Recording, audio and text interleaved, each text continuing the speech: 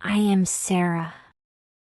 I worked in an office as an accounts manager. Life was simple: work, home, and dreams of a happy future. I had dreams, love, and a future planned with Charles, the man I thought I would spend my life with. I loved Charles. We had known each other for 3 years, and together we dreamed of marrying and building a life full of happiness. We had started planning our wedding, looking at venues, discussing invitations, and imagining our life together. I believed he was my forever. Everything seemed perfect. Charles was caring, funny, and my best friend.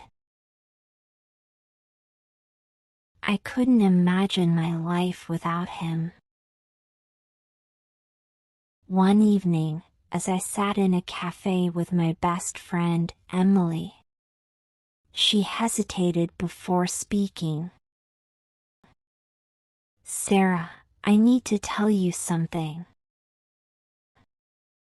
Her serious tone made my heart pound. "I saw Charles with another girl," she said softly.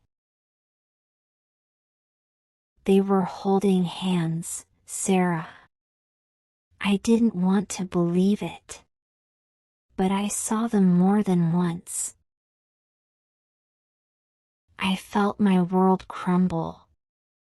My hands trembled as I clutched my coffee cup.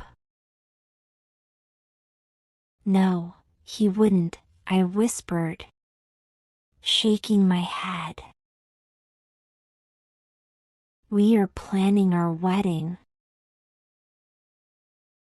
I asked him directly, "Charles, are you seeing someone else?" His expression changed, guilt clouding his face. He sighed. "Sarah, I never wanted to hurt you. I love you, but yes, I was with someone else."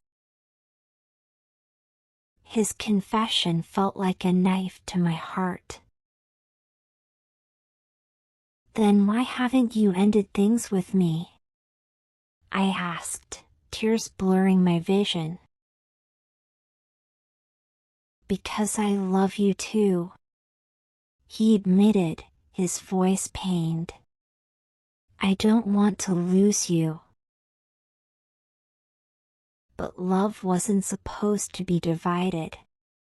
It wasn't meant to be shared between two people. My heart ached, but I knew what I had to do. I took a deep breath. No, I deserve better than this. The wedding plans, the dreams, everything we had built together felt like it had shattered. The days after the breakup were painful. But slowly, I picked up the pieces. I focused on work, spent time with Emily, and reminded myself that I deserved love. The right kind of love. One evening, after work, I stopped by a cafe. As I turned with my coffee, I accidentally bumped into someone. The hot liquid spilled onto his shirt. "Oh my God. I'm so sorry," I gasped, flustered. The man looked at his ruined shirt, then at my horrified face. Instead of getting angry, he laughed. "It's just coffee," he said with a warm smile. I let out a nervous chuckle. "Still, let me at least pay for cleaning." "I have a better idea," he grinned. "Buy me a coffee instead." And that's how I met Daniel. We started talking, and before I knew it, hours had passed.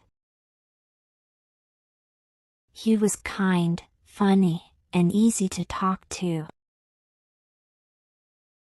Days turned into weeks. We became close, visiting parks, trying new restaurants, and sharing stories. For the first time in months, I felt happy again. One evening, Daniel took me to a quiet spot by the river. The city lights reflected on the water, creating a magical scene. "I need to tell you something," he said, looking into my eyes. My heart raced. He took my hands in his. "I think I'm in love with you, Sarah." I froze. My heart wanted to say yes, but my mind pulled me back. I can't," I whispered. His face fell. "Why?" I looked away. "I'm scared, Daniel. I trusted someone before, and he broke me. What if it happens again?" He was silent for a moment, then he smiled gently. "Sarah, he was just a chapter in your life. But you don't stop reading a book because of one bad chapter. You turn the page." I felt tears in my eyes. No one had ever said it like that. Daniel said, "I'm not like him. I don't want to hurt you. I just want to love you." I looked into his kind eyes. And in that moment, I knew. I took a deep breath, then smiled. "Let's start a new chapter." He gently took my hand, and for the first time in a long time, my heart felt at peace again.